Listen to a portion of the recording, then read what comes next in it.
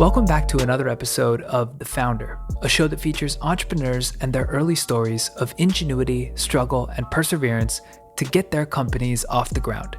We do our best to capture the uncensored, uncovered look behind the curtain into what founders really face when getting started. I'm your host, Kallaway. My guest today found herself always on the move. Whether public transit or rock climbing, across towns or between countries, she always seemed to face this pain point around transporting her personal care products when she was on the go. If it wasn't the heavy second bag or the fear of leaks and spills, it was the general discomfort of buying single-use plastics and their negative impact on the environment. She wanted to create a solution that would empower her on the go just like she felt empowered at home. So she created one and named it Cadence. At Cadence, this founder and her team have a lofty mission to end single-use travel-sized plastics. As a brand, they build intuitive movement solutions for the modern-day consumer.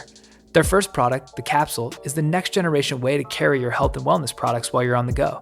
It could be vitamins, sunscreen, shampoos, hair gels, or anything else you need when you're moving from one place to another. Dry or wet, lotion or powder, liquid or solid, the capsule can handle it. The capsule is a hexagonal container made from recycled ocean-bound plastics that has no-show magnets inside so they connect with one another. When you connect multiple capsules, it builds a honeycomb system that will stay together when you throw it in your bag. While the capsule is just the first in a long line of Cadence products, the commitment to beautiful design and quality is sure to persist as the brand grows. As a special offer, this founder is giving 15% off all products by using code FOUNDER at checkout. Head to keepyourcadence.com to learn more. This was an inspiring interview that taught me a lot about what it takes to launch a D2C brand and how to handle early roadblocks along the way. I hope you enjoyed as much as I did. Without further ado, the founder of Cadence, Steph Hon. Let's get it.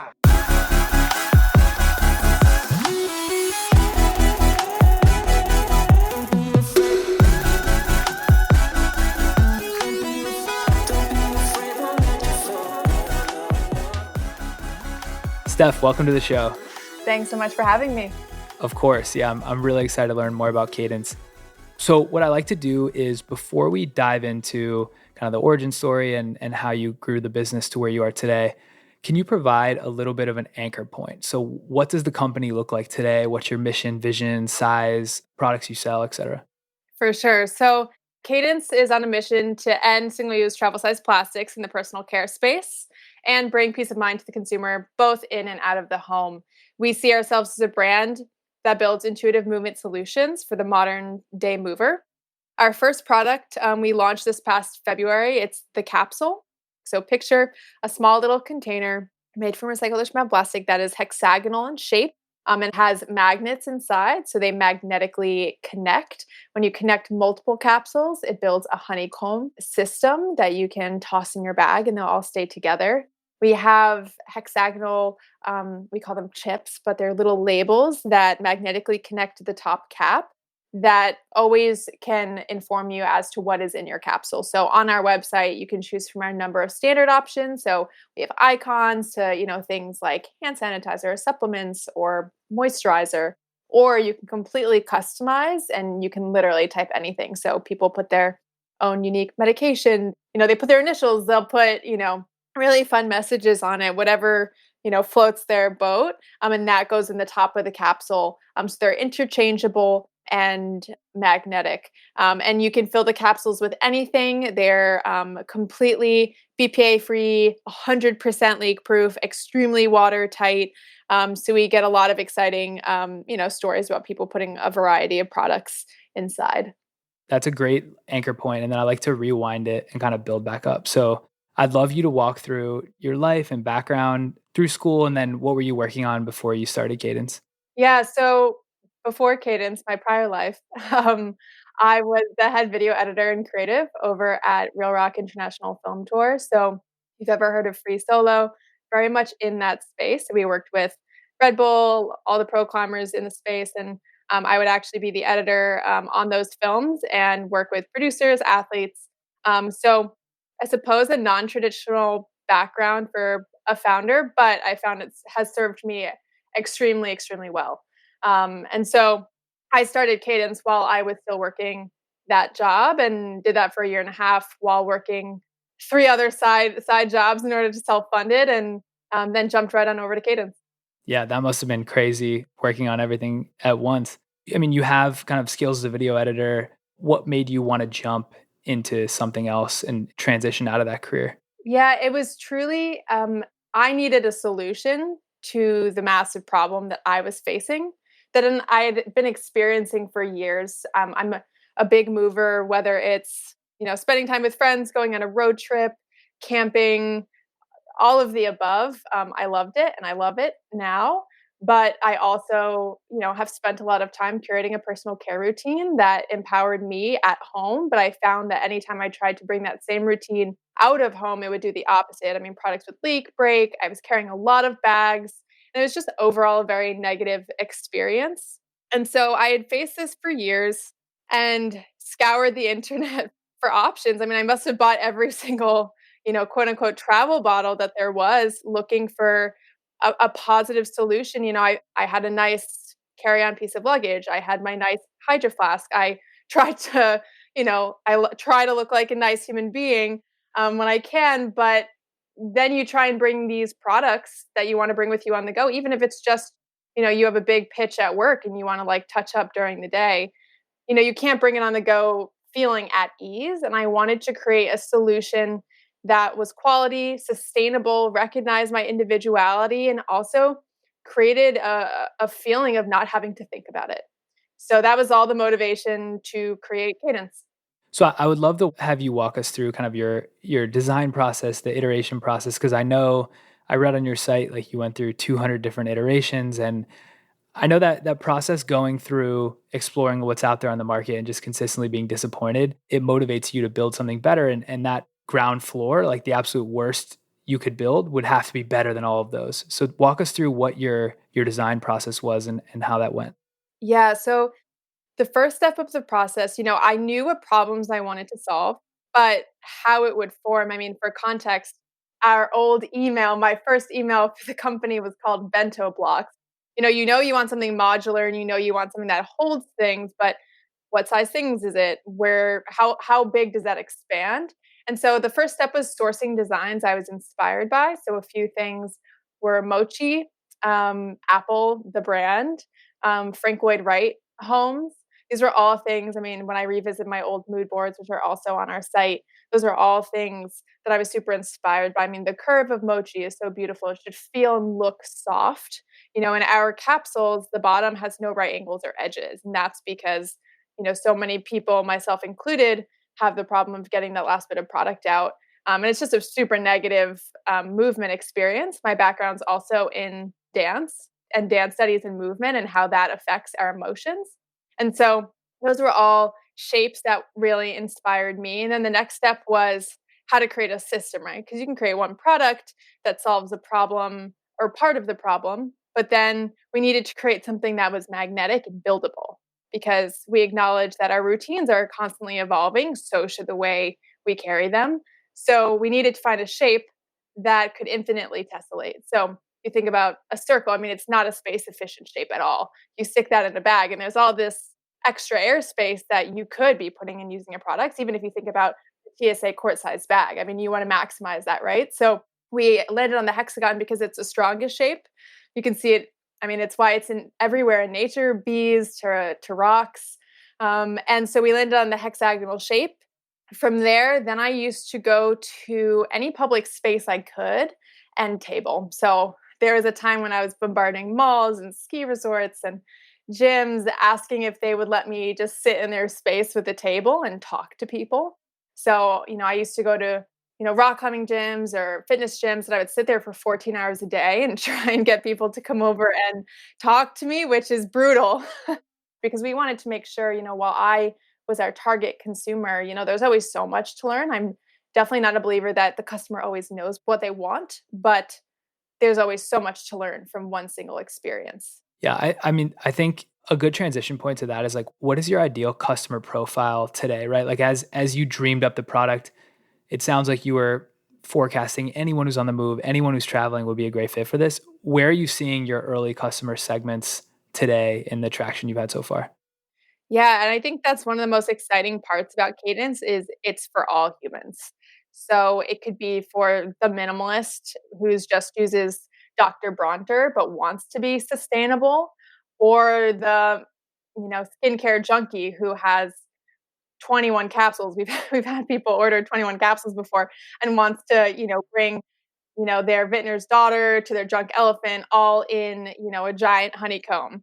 So what's exciting is it kind of connects all walks of life and all walks of people going about their very interesting and unique lives. What we've seen is that we're really resonating with people who care about sustainability.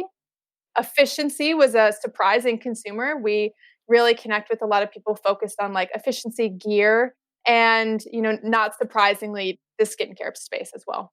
For an average consumer, what's the average amount of Cadence capsules that they buy? Is it like one or two, or do you see people kind of building collections over time? Yeah, I remember I was talking to one of our angel investors right before we launched, and we have a buy five, get one free on our site. And he was like, I don't know if you should launch that. I don't know if people will buy that many. And I was like, I think they absolutely will. I would buy, as a consumer, like 12 or 18 of them. And we found that our average order amount is 4 capsules and then 6 capsules, and then kind of goes from there. I think our largest number of capsules ordered was 21. We had people who order 18, 12 is pretty popular too. So it's definitely up there. Yeah. In terms of what you've learned or the data you've collected so far and how people are using them, I mean, I think the obvious initial use cases like sunscreens or gels or creams or anything liquid of that kind of texture. Have there been any unique use cases that you've seen people use them for?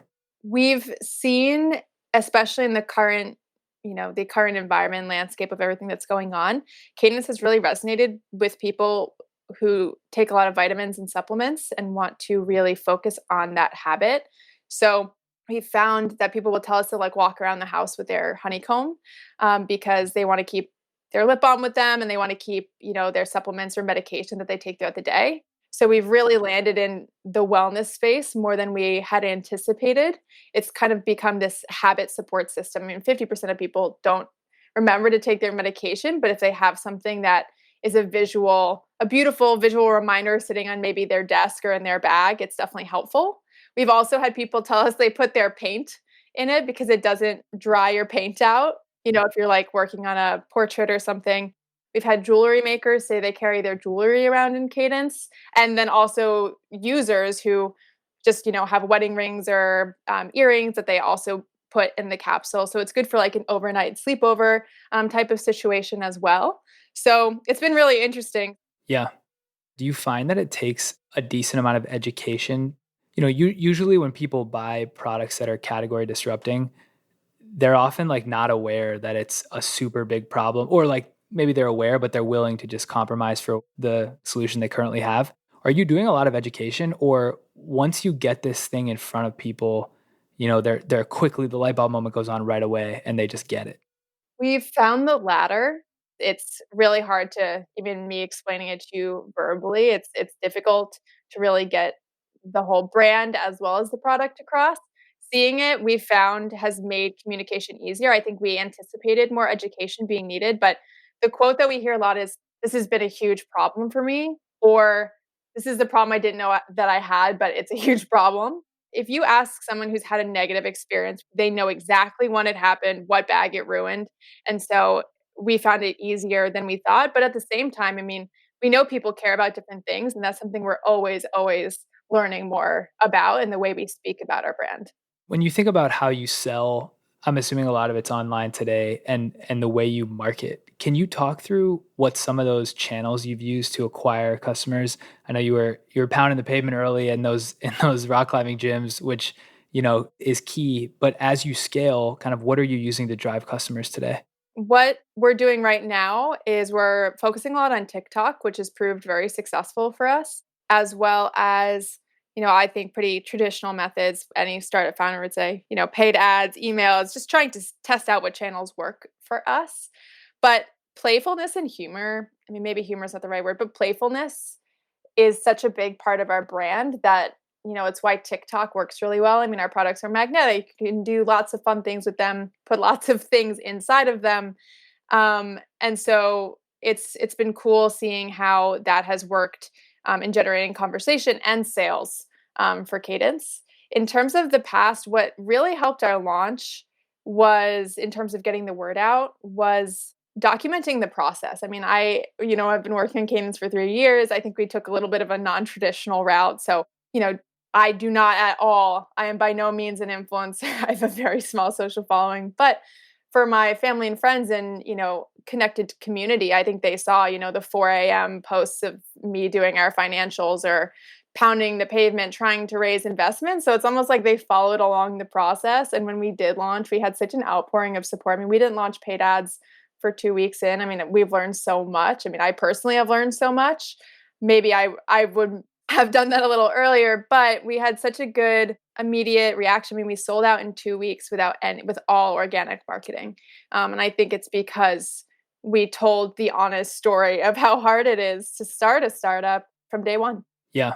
So an idea I had when I was doing research is around like brand collaborations in the beauty space. So I'm curious, strategically, have you thought about, do you see Cadence as like a packaged item that you could put together with, a big brand, small brand, or like a Sephora, et cetera, where you package it with a liquid product that people would buy together? Or do you think that in order to build a brand and like have a standalone category, which is I think what you're trying to build, is necessary to go direct and maybe package things together in the messaging, but not sell together? We're definitely all about the right partners. So, should the right beauty partner come by, we definitely would have that conversation. Our focus has been to really establish ourselves as a brand and then see how we can support, especially in the sustainability space. It's been the number one inbound request we've received is from beauty brands. We see that there's a real lack of sustainable packaging out there. And our future plans connect more to solving that problem than our current plans. Our future vision is to solve that problem, which is the waste created not only by portable personal care packaging, but also through every piece of personal care packaging. So, in terms of our current partnerships, we're actually more so focused on the wellness space. So, supplements, vitamins, medication, and then, of course, keep beauty in mind. But we're pretty open. But it just has to be a partner who aligns with our values, really low waste packaging, cares about design, sustainability, and just kind-hearted team always helps as well. Yeah, I'm curious if you can share on the product roadmap front, what else are you guys looking at after Capsule? Yeah, so we are already developing our next product. I would call it a series coming out this holiday season. So we've been in development of it for the last 2 years, and it fits well into kind of the day to day. I don't want to give too much away, Fair. but we have that coming. We have that coming up. We'll definitely keep you posted. And then, in the future, we have much larger plans to, as I said, really tackle the problem in the sustainability space. But I would say that the key to every decision that we make is how can we hold intact the decisions and unique lifestyle of the consumer? Because, I think there are amazing sustainable brands out there that I'm all about. But what I found as a consumer, not even from a business perspective, was I was having to sacrifice the things that made me feel good to be more sustainable. And this is a one example, but you might have researched for 3 years to find a shampoo that really works for you. But then you have options out there saying, well, here's a package-free product, and like that's awesome. But I want my product, but I also want it to be sustainable. So that is the building block that Cadence has built itself around, and it's a somewhat different philosophy. We believe that by connecting individuality and fitting into the consumer's current routine, that is the way that we can truly create mass change in the sustainability space. Yeah, that's great. And I think what's interesting is the competitive landscape to me, right? So you're not only competing with like other design focused, sustainability focused companies, if there are any out there, which I'd love to get your take on, but you're also competing with, the CVS 50-cent bottle that people put stuff in to travel, and they don't care if it gets ruined, and they don't care if they can get all the lotion out of the bottle when they're done. How do you view the competitive landscape today? Like, how do you position Cadence, and are there any competitors doing something similar to you? Yeah. So we talk about our brand and the landscape using another brand. So, for example, we see what has happened in the reusable water bottle space to be really applicable to our space. So, kind of like how we've gone from single-use travel-sized plastic bottles, so think of like a Poland Spring, to a fashionable and functional Swell or Hydro Flask. That is how we see Cadence. So there's certainly a multitude of options out there. I think what you said really actually makes me take a step back to my prior answer about education. I would say the number one thing that we focus on or are noticing about the education is we have to educate consumers why our product's a little bit more expensive than another product that you might get at CVS. A $4 reusable bottle that's going to break after you use it, or if it's silicone, it's going to actually absorb your products, Yeah, worse. which is super gross and all levels. Yeah. Our goal was to make some and is to make something affordable, but thinking about what your $14 is being spent on. I mean, this is a product that's going to last you a lifetime. The average consumer buys 6 refillable bottles a year. You're by far spending more and doing worse for the environment. Additionally, the bottles you mentioned at CVS that are smaller and single use, they're actually usually a markup of 177%. So really buying in bulk is more cost effective, and then being able to put that in Cadence capsules. So in terms of the landscape, we see it as we're the first brand in the space that is somewhat in line with kind of the Swells and the Hydro Flasks of the world. I'd be remiss if I didn't ask how coronavirus is affecting your brand. So in my mind, right, you have a ton of different use cases for people to use it, but one of the big ones is on the move, traveling, less daily commuting is affected as well. That's been way down. So what have you seen? Have people kind of refrained from buying products that would support those types of activities? Yeah, I would say I would be a liar if I said COVID-19 was not, a tough time for Cadence. But that being said, I definitely the first few weeks were, we definitely saw a drop in sales. However, we started to see that people were really focused on spring cleaning, organization, and kind of creating a peaceful space at home. And as I mentioned earlier, we were surprised by the influx of people buying Cadence for wellness storage. People want to clean out their shelf in their bathroom and create a beautiful, safe space in there. And Cadence is the best way to do so. So we've actually been excited by kind of what has happened in that area. Our internal mantra is, we're about movement, not travel. So yes, we are absolutely the best way to take your products on a plane and through TSA, but we're also a fantastic way to bring your products to your partner's place. So definitely been interesting, but has just pushed us to hone in on our ultimate mission 10 times harder than we maybe would have done.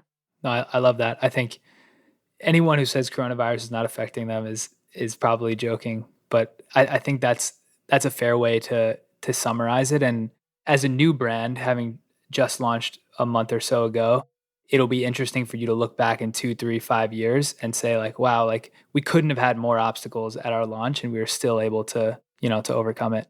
Speaking of that though, I'm curious if you were to kind of manifest the future vision, right? Let's say 5 to 7 years in advance, what do you want Cadence to be when you grow up? I like the way you phrased that.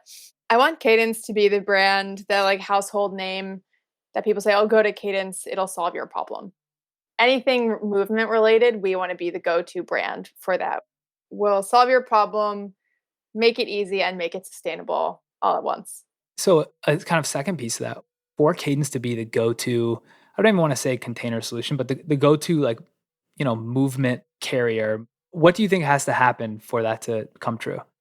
I think it's it's definitely on us as a brand to continue to listen to our consumers and continue to meet their needs in every way, not just the way we're focused on now. But I also think it's timely since sustainability is such, it's always so critical and prevalent. But we've seen a momentary blip because of COVID-19.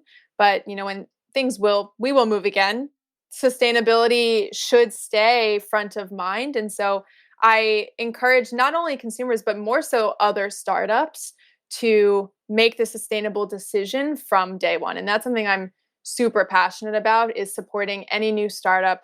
And I will If anyone is listening out there, I will connect you to our suppliers, our manufacturers for recycled ocean-bound plastic.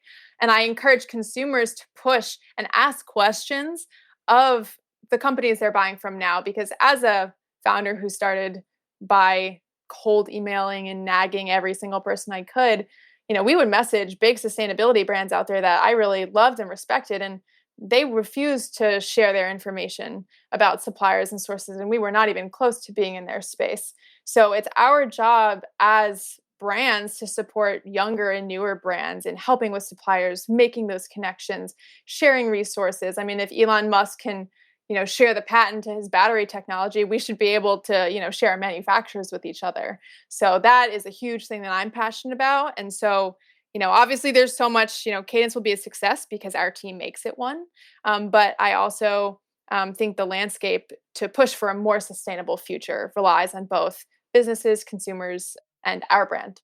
Yeah, no, I totally agree. And I think what's interesting as you talk about it, there's so many things that are coming to a head for your brand at the perfect time, right? Sustainability has never been more important. People are so focused on minimal, modular, design forward brands.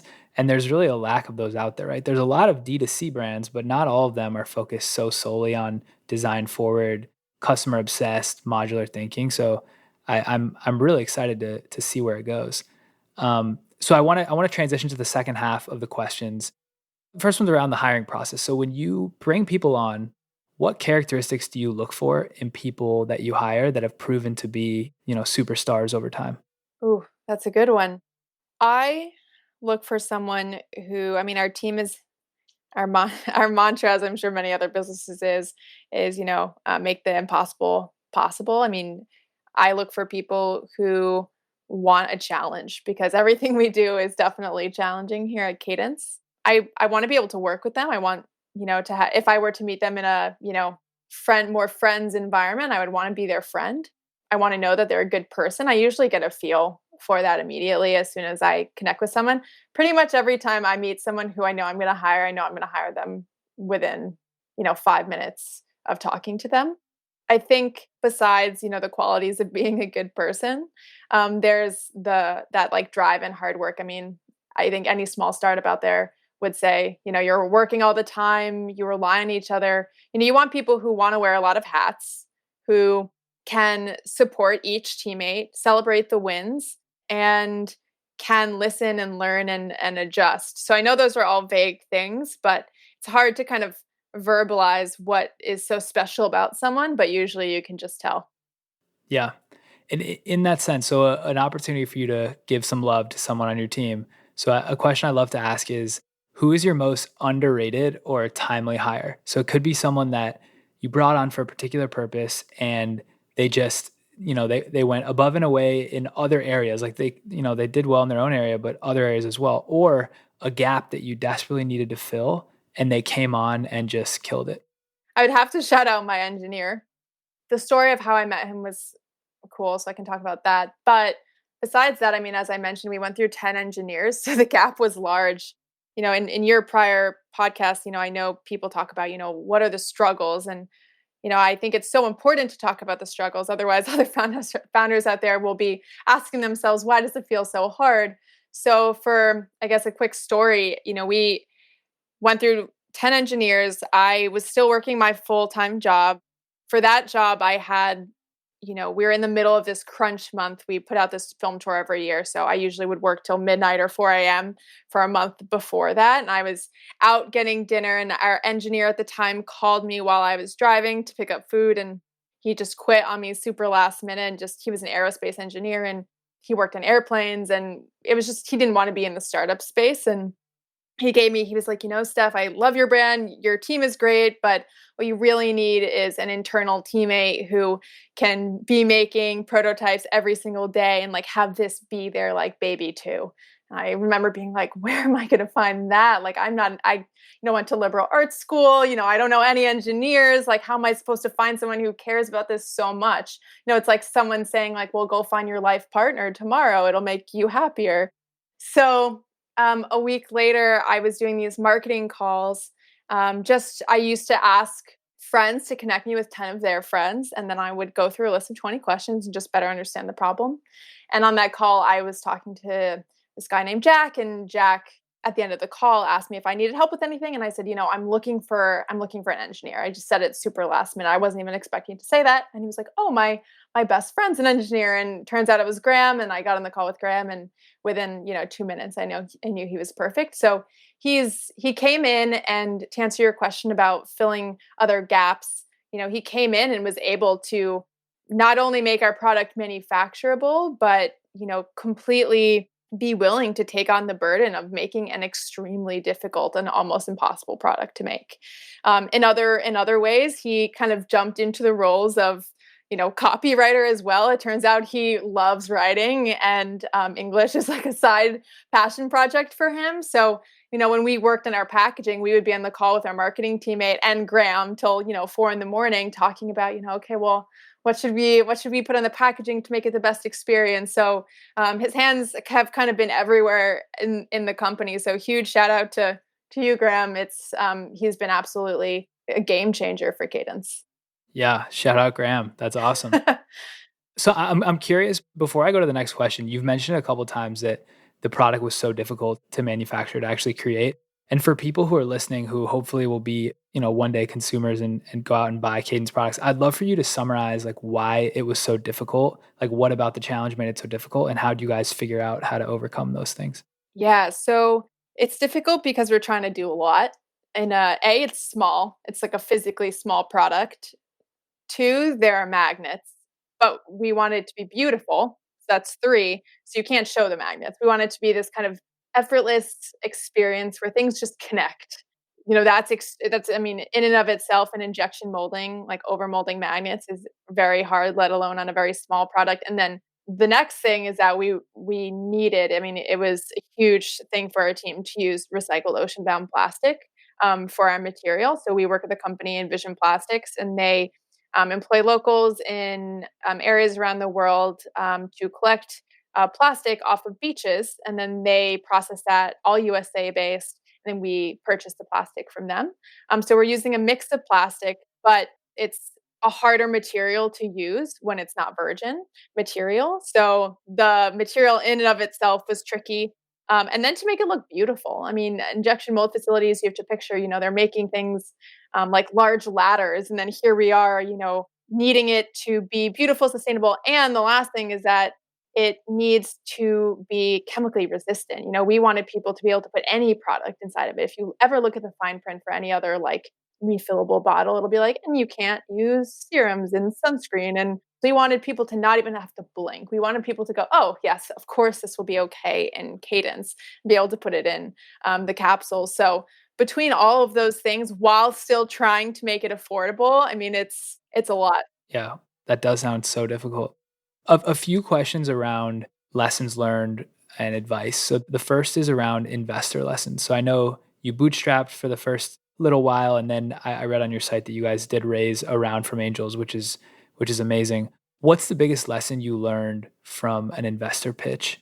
I learned that getting to know them as a human being is really important. Don't come in and only keep your mind on, are they going to give me money or are they not? Like, your goal should be getting to build a long-term positive relationship with them. Because if they don't invest now, maybe they'll invest in the future. Maybe they can be a point of advice for you in the future. Maybe they can connect you to an investor. Maybe they have a really good piece of advice for you today. So the best piece of advice is just asking an investor, like, I've done research on you, but would love to kind of hear your story. Like, what interests you? What's your investment philosophy right now? I've had investors say, sometimes people don't ask me that. I appreciate, you asking me about my day. So that was a big thing. Another lesson was going with angels was such a key turning point for us. We kind of found that angels are usually other founders. So they want to invest in a vision. They want to invest in something they see as game changing. We found other investors we spoke with only wanted to invest in things that already existed. So that was so important for us. I mean, our angel investors were and are so important. They're so supportive. I never ever wanted an investor to say to me, well, the sustainable options more expensive. We don't want you to do that.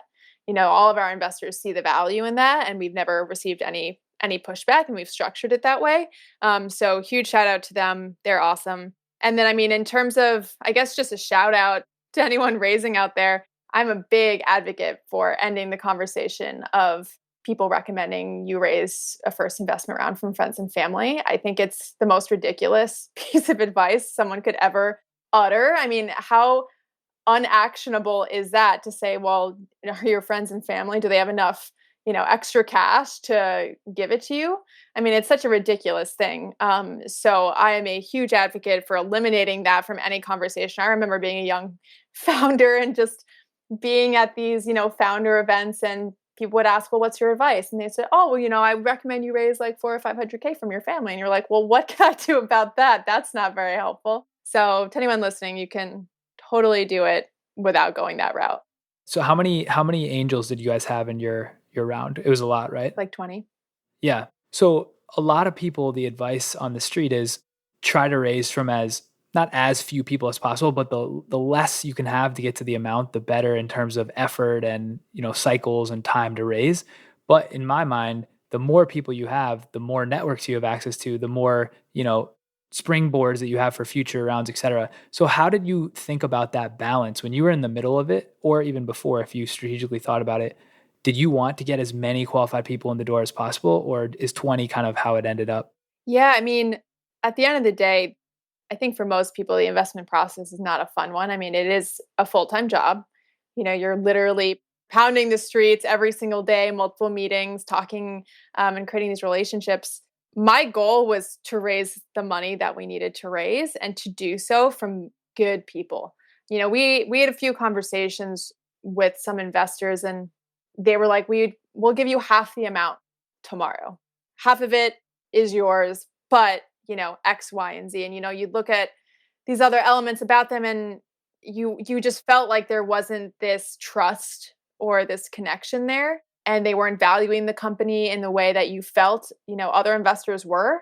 And so we made some decisions early on that we didn't want to go that route with people who would say things that we really didn't align with. It is a relationship. You're getting into bed with an investor basically for a long-term connection, and you want to like that person, and you want to understand what their expectations are off the bat, in order to have like a peaceful way forward. Yeah. Did you notice was there a theme around the angels you got? Like, did they skew to a certain industry, or do you have a pretty good mix across, previous exits, traditional angel investors, et cetera, or founders versus? They were all angel investors in other like D2C companies. So, we share the same investor as the first investor in Quip. So people who have invested in a lot of product companies or started product companies themselves and exited. So really the trend was just founders, finding angels who are founders or have invested in similar game-changing companies. Anyone can invest in a company that is in a proven space and is maybe the like second or third proven brand. But to get an investor, I think the most helpful thing is looking at who else they've invested in. Quip was a super unique product to the space, kind of did the same thing that Sweller Hydro Flask did, right? For, you have maybe these like kind of get the job done, but pretty unsustainable and not very beautiful to look at products. And then Quip came along and really changed and shook things up. So kind of it makes sense that maybe their investor would see value in Cadence. Yeah. And in a similar lane, a lot of founders I talk to have either formal or informal advisory boards with, 5 to 10 people that they go to for help. Over your entrepreneurial journey, what's been the best piece of advice or a couple pieces of advice you've gotten from mentors along the way?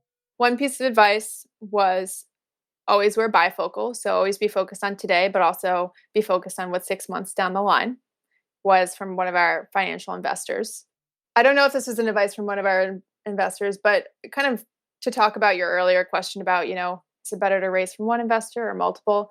At the end of the day, you just need to raise the money. So it's kind of like the saying, 100% of nothing is nothing. And the same goes for investment, and the same goes for a lot of things. So I can't think of any other advice. They're just always so helpful, but nothing particularly sticks out to me. No worries. They're all deep in there. So you're using them. That's the most important thing.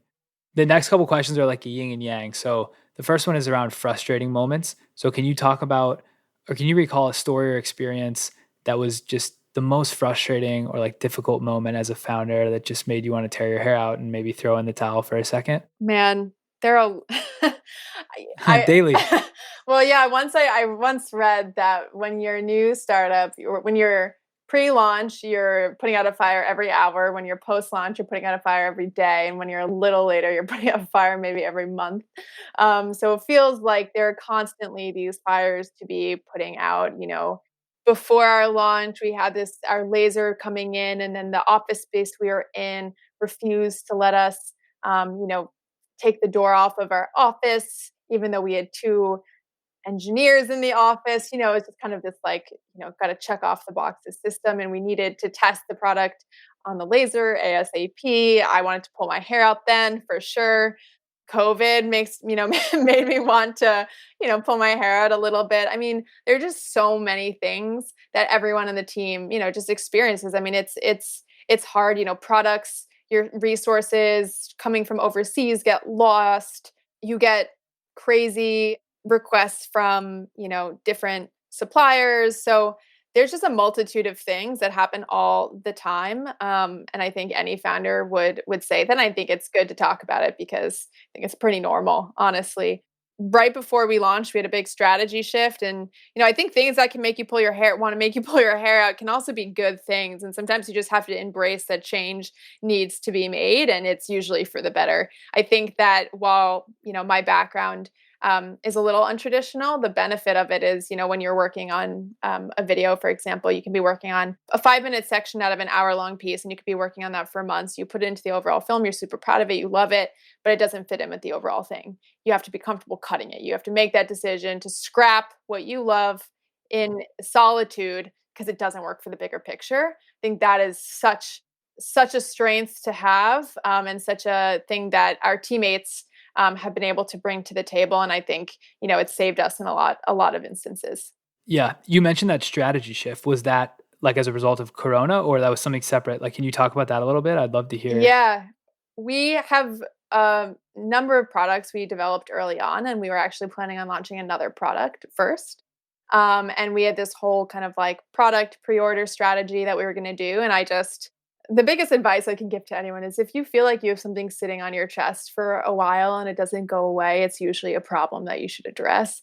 I'd had this like feeling sitting on my chest for a while, and I was like, no one seems to think, no one has flagged this. None of our investors, none of our teammates, like, it must not be a problem, but that's not true. Usually if you go in talking confidently about something, no one will question you.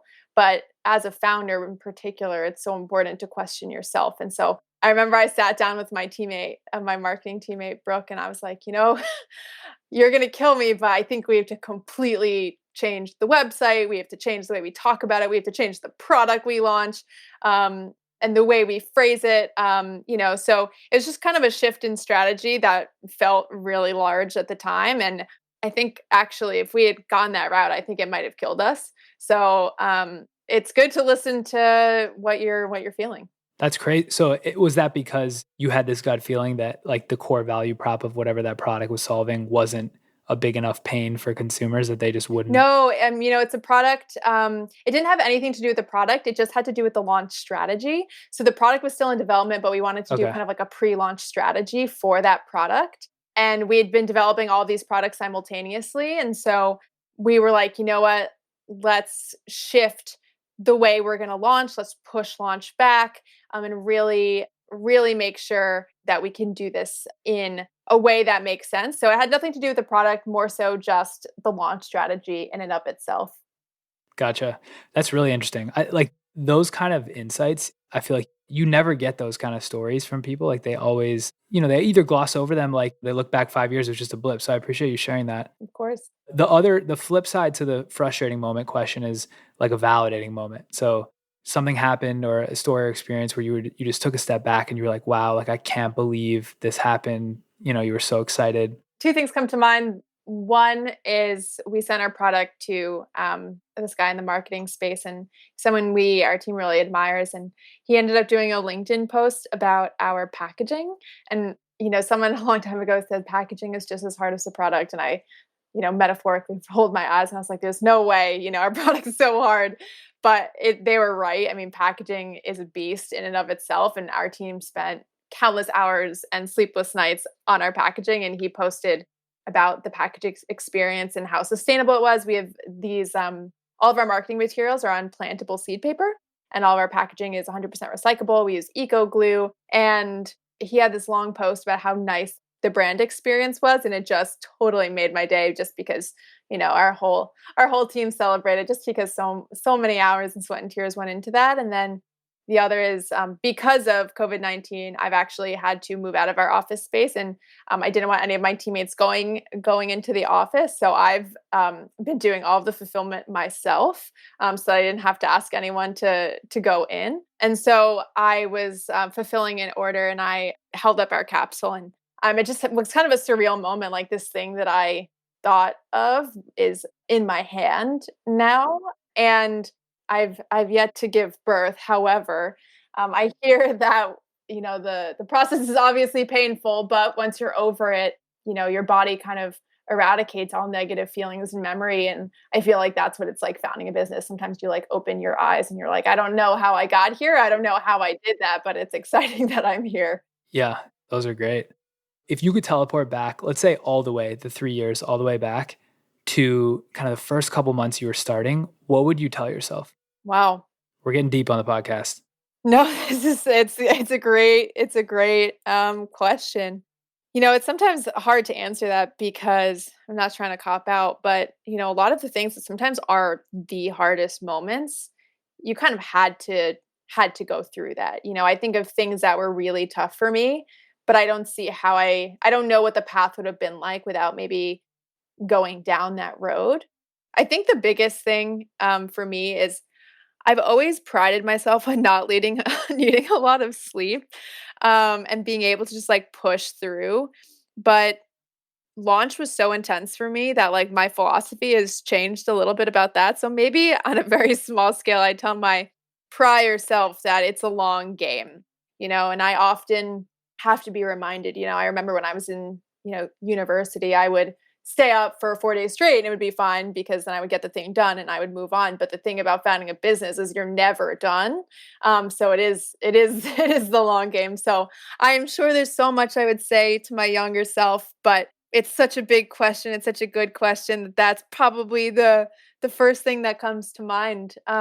Just that starting a business is like getting into multiple heartfelt relationships with multiple people. Some will work out, some won't, but some get you to a place you should be. So just continue forging on, and you will get absolutely your skin will get thicker with each and every day, and it'll be okay. That's such a good point about, like, a lot of people say, like, oh, I would have told myself to avoid this, avoid that, but you're so right. Like, going through those turbulent times, that's probably how you come up with your best ideas. That's how you come up with the best decisions. So that's a great point. A second thing around like the struggle concept is, what is your biggest challenge right now? So other than coronavirus and the problems that creates, which, not to minimize those, but other than that, what's kind of keeping you up at night when you think about, the next 1 to 6 months? Probably what's keeping me up is we're raising a small growth round right now, for a future product launch. That always is just a thing to focus on. I wouldn't say it keeps me up in a negative way, but something that definitely is pulling a lot of my attention. Yeah. To talk about that a little bit, what's your strategy around that? So is it you're going to raise money to then put that towards a separate, still under the same Cadence umbrella, but a separate product? And investors are obviously buying into the whole pie, but they have to buy into that separate product's vision in order to deploy the capital. Yeah, so we definitely have a strong network, from our prior raise, and we want to do everything, of course, under the Cadence brand. But it's just we've been thinking a lot about how Cadence can fit into the new normal, and have found a lot of synergy there. So really, it's raising around a growth round so we can deploy this solution in the next couple of months. Cool. Yeah, I'm excited to see what it is. A question around founder mentality. So when I talk to these founders, you start to see trends emerge in the types of people they are, the way they act, like, the underlying characteristics about them, which is really a great thing to see. In your mind, what characteristics do you think are required to make a great founder? knowing that you don't know everything is huge. Being able to change your mind, being relentless is required for sure. A friend used to say to me that I have a very high sense of urgency. And I think that that is something that is very helpful as a founder. You feel like you have to do everything right now. And sometimes it's just, I often think about this. It's often the key to making things happen. We're always trying to implement process, and I think all of that's very important. But sometimes I look back on like really game changing things or decisions, or random emails I wrote to people that ended up being extremely helpful. And it was usually because an idea popped into my head and I was like, just do it right now. So it's this sense of excitement. And also, I think collaboration. I mean, creating a safe and exciting and fun workplace for your team, and being able to consider myself a good boss and collaborator, I think is important to cultivate a long-term strong team. Yeah, a lot of that people echoed, so that's a good sign. So a few questions, a little less related to specifically Cadence or your experience, but would love to get your take on it. The first one is around trends and like trend sensing. So what are some of the market trends that you see emerging that either make you excited as a consumer, or, if you put your investor hat on, like spaces that you think are really exciting? Yes. Well, with everything going on, I think there's a huge trend of moving, in your car, doing shorter trips and how to maximize that experience. But I see the biggest trend right now being like creating a well space at home. Minimalism is, I mean, it's always been a trend, I think, obviously, but particularly now, sustainability in bulk is a huge thing. Hand sanitizer is a trend now.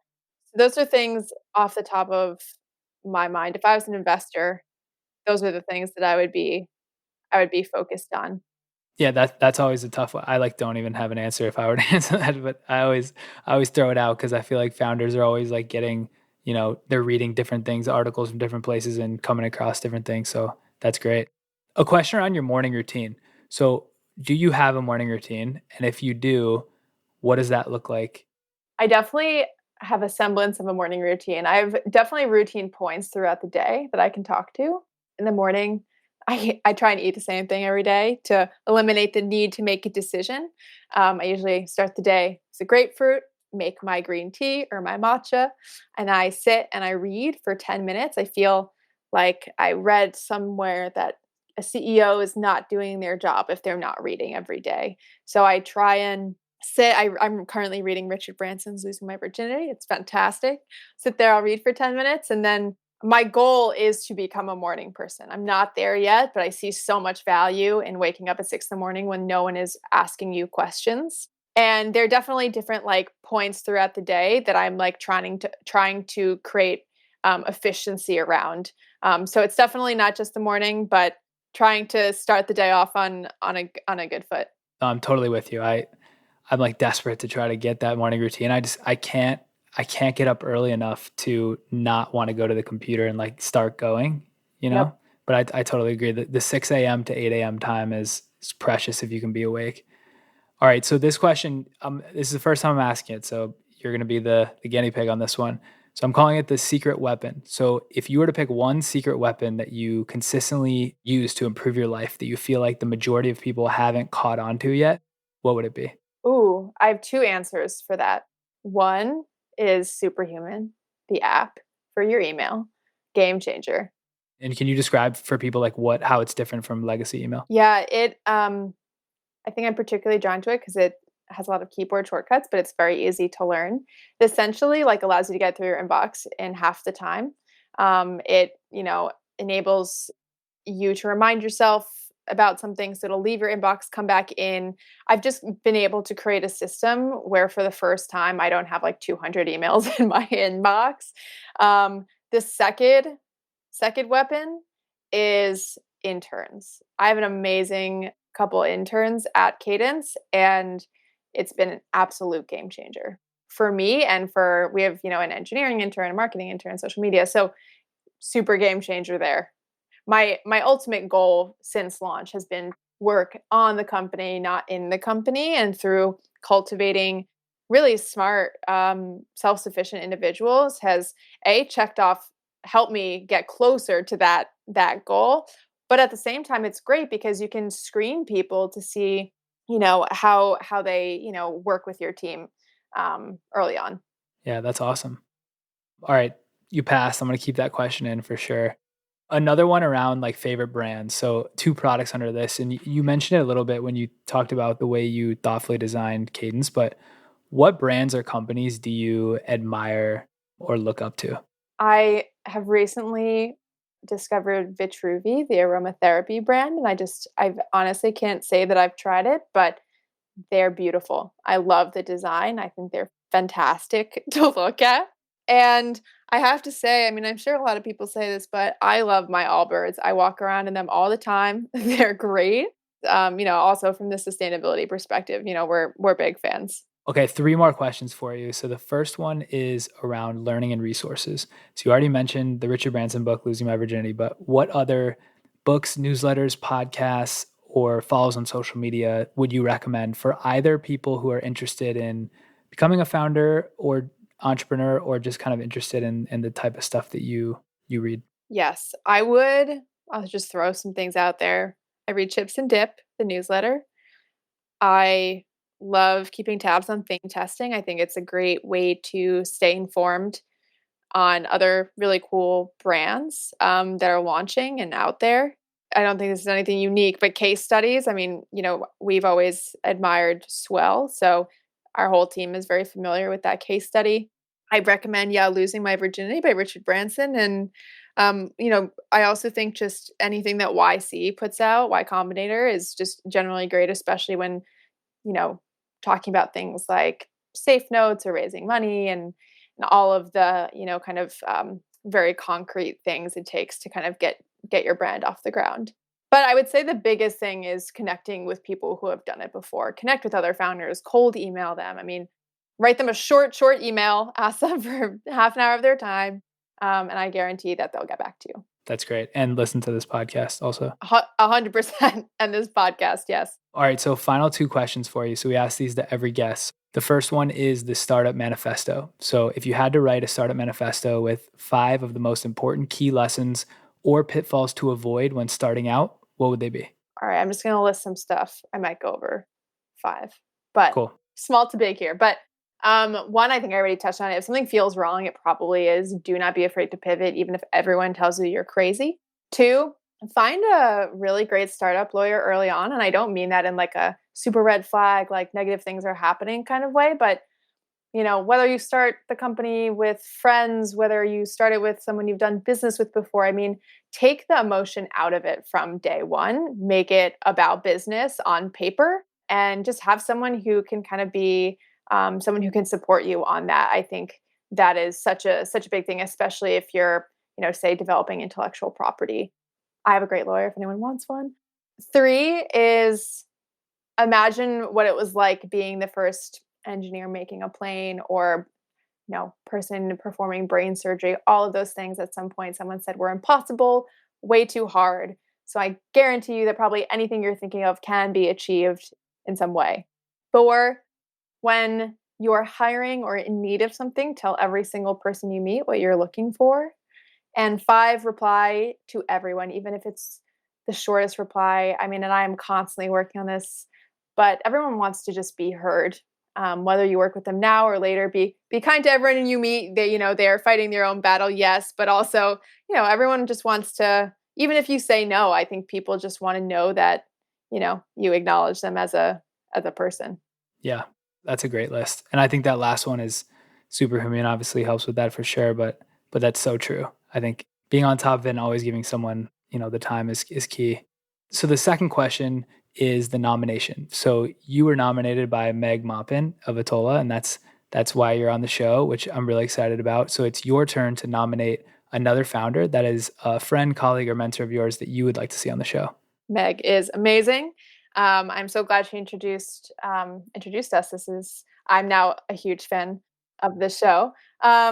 I nominate Elizabeth Grosjean. She is the founder of Baloo Weighted Blankets. She is an absolute powerhouse. What she's built from a thought in her mind to now is absolutely incredible. And she's such a brilliant and inspiring founder. So I think you getting a chance to talk to her would be incredible.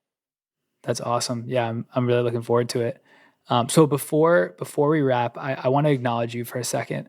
I think your thoughtfulness is really inspiring. A lot of things you've touched on, the way you were thoughtful around sustainable packaging and the design, and the way you've built the company, the way you raised money, specifically the way you wanted to do it, I think is really inspiring. And I hope everyone listening kind of can take that and can get fired up based on your journey. So I'm really excited to stay connected and support Cadence as best I can as you guys grow. Thank you so much. You've made my day. I really appreciate all of that. For sure. In terms of contacting, so if people hear this, they really want to check out you or the brand, do you want to plug your social media and the website? Yeah, thank you. So our website is www.keepyourcadence.com, and our Instagram handle is keepyourcadence. Awesome. Steph Hon, founder of Cadence. Thank you so much for coming on the show. Thank you so much for having me. Thank you for listening to that episode with Steph Hon of Cadence. Remember, if you liked what you heard and want to support the show, there's a couple quick things you could do that would really help us out. These should take about 2 minutes in total, but I really can't tell you how important they are for the show's growth. 1, subscribe to our show on Apple Podcasts, Spotify, or wherever you listen. If you go on Apple Podcasts, please leave us a 5-star rating and a couple sentence positive review on why the show inspired you. These ratings and reviews are super important, and they signal to Apple that they should put our show in front of other people that might like it. 2, follow us on social media, mainly Instagram and Twitter at Founder Podcast. Each week we put out teasers, audio clips, and important quotes from the episode. And lastly, if you want to check out our website, go to thefounderpod.com. We have a page on there called Special Offers where we aggregate all the discount codes across all of our founders' companies, as well as the books and resources that have been recommended. I hope you enjoyed that episode and are looking forward to the next one. Until then, I'm Kallaway, and this is The Founder.